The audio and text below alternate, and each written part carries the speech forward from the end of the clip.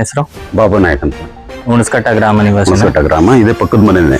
Sir, ಚರಂಡಿ ಎಷ್ಟು ವರ್ಷದಿಂದ ಇದೆ? ಚರಂಡಿ ನಮಗೆ ಗೊತ್ತಿದ್ದಂಗೆ ಸುಮಾರು ಒಂದು 15 ವರ್ಷದಿಂದನೂ ಇದೆ. 15 ವರ್ಷದಿಂದನೂ ಇದೆ. ಆಮೇಲೆ ನಾವು ಬಂದು ಬೆಂಗಳೂರಲ್ಲಿರೋದು.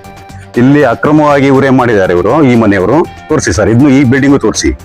ಗ್ರಾಮ ಪಂಚಾಯತಿ ಚರಂಡಿ ಮೇಲೆ ಅಕ್ರಮವಾಗಿ ನಾವು ಇಲ್ಲ ಟೈಮಲ್ಲಿ ದಬ್ಬಾಳಿಕೆಯಿಂದ ಕಟ್ಕೊಂಡಿದ್ದಾರೆ. ಅವ್ರನ್ನ ನೋಡಿ ಅಕ್ಕದ ಪಕ್ಕದವರು ಈ ರೀತಿ ಮಾಡ್ಲಿಕ್ಕೆ ಹೊರಟಿದ್ದಾರೆ. ಈಗ ಈ ಜಮೀನುಗಳಿಗಾಗ್ಲಿ ಇಲ್ಲ ಈ ಮನೆಗಳಿಗೆ ಯಾವುದೇ ತರದ ಪತ್ರಗಳಾಗ್ಲಿ ಈ ಸೊತ್ತಾಗ್ಲಿ ಏನೂ ಇಲ್ಲ ಸರ್. ಹಕ್ಕುಪತ್ರ ಇದೆ ಅಂತ ಹೇಳ್ತಾ ಇದಾರಲ್ಲ, ಏನೂ ಇಲ್ಲ. ತೋರಿಸ್ಲಿ ಯಾವ ಪತ್ರ ಇದೆ ತೋರಿಸ್ಲಿ.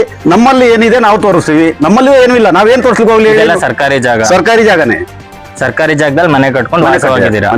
ಮನೆ ಕಟ್ಟಿರೋದು ಸುಮಾರೀಗ ಒಂದು 60 ವರ್ಷದಿಂದನೂ ಮನೆ ಕಟ್ಕೊಂಡಿದೀವಿ ಇಲ್ಲಿ. 60 ವರ್ಷ ಆಗಿದೆ. ನಮ್ಮ ತಂದೆ ತಾಯಿ ಬಂದು 60 ವರ್ಷ ಆಗಿದೆ ಇಲ್ಲಿಗೆ. ನಾವೆಲ್ಲ ಹುಟ್ಟು ಬೆಳೆದಿರೋದೇ ಇಲ್ಲಿ. ನಮ್ಮ ಮನೆ ಹತ್ರ ಸೊಳ್ಳೆಗಳು, ಅದು ಇದು ಜಿರ್ಲೆ, ಯಜ್ಞ ಎಲ್ಲ ಒಳಗಡೆ ಬರ್ತಾವ ಸರ್. ಆ ಕಡೆ ಬಂದು ನೋಡಿ ಗೊತ್ತಾಗತ್ತೆ ನಿಮಗೆ. ಮಲ್ಕೊಳಿಗೆ ಆಗಲ್ಲ ರಾತ್ರಿ ಹೊತ್ತು. ಅಕ್ರಮವಾಗಿ ಇವ್ರು ಚರಂಡಿ ಕಟ್ಕೊಂಡು ನೋಡಿ, ಇದು ಈ ಸ್ಟ್ರೈಟ್ ಬರುವಂತ ಚರಂಡಿ ಇವರು ಮನೆ ಕಟ್ಕೊಂಡು ಈ ರೀತಿ ಬಂದು ಇದ್ ಮಾಡಿದ್ದಾರೆ ನೋಡಿ ಸರ್. ಈ ರೀತಿ ಪ್ರಾಬ್ಲಮ್ ಇದೆ ಇಲ್ಲಿ. ಈಗ ಅಕ್ರಮವಾಗಿ ದಬ್ಬಾಳಿಕೆಯಿಂದ ಮಾಡ್ತಾ ಇರೋದಷ್ಟೇ ಇದು. ಈಗ ಅಧಿಕಾರಿಗಳಿಗೂ ಕ್ಯಾರೆ ಅಂತಿಲ್ಲ, ಯಾರಿಗೂ ಕ್ಯಾರೆ ಅಂತಿಲ್ಲ. ಸುಮಾರಿಗೆಲ್ಲ 2 ತಿಂಗಳಿಂದನೂ ಜಗಳ ಆಗ್ತಾ ಇದೆ ಇದು. ಇದಕ್ಕೇನ್ ಹೇಳ್ತೀರಾ ಸರ್?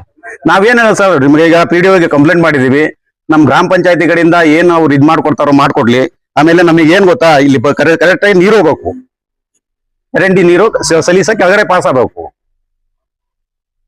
ಸೊಳ್ಳೆಗಳ ಕಾಟ ಅದು ಇದು ಬೇಜಾನ್ ಆಗ್ಬಿಟ್ಟಿದೆ. ನಮಗೆ ಜೀವನ ಮಾಡ್ಲಿಕ್ಕೆ ಆಗ್ತಾ ಇಲ್ಲ.